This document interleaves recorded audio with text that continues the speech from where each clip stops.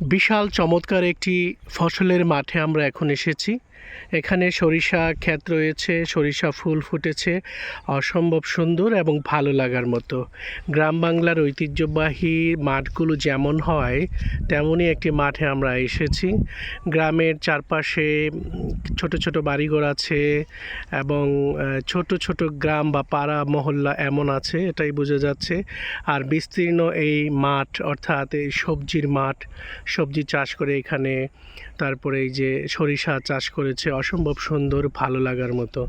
যারাই একবার আসবেন মন ছুঁয়ে যাওয়ার মতো, হৃদয় ছুঁয়ে যাওয়ার মতো। আসলে গ্রামের এই স্মৃতিগুলো কখনো ভুলে যাওয়ার মতো নয়। আপনারা যারা এখন দেখছেন হয়তো কোনো একটি সময় এই গ্রামের মাটিতেই আপনাদের বেড়ে উঠেছেন, এই সরিষা ক্ষেতের আশেপাশে দিয়ে। হয়তো এখন অনেকেই প্রবাস জীবনযাপন করছেন, নানান কাজে ব্যস্ত রয়েছেন।